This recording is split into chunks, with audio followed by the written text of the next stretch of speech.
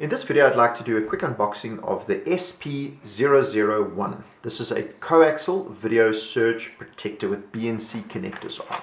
So if you guys have got lots of problems with lightning and you're losing cameras and DVRs, this will be what you need.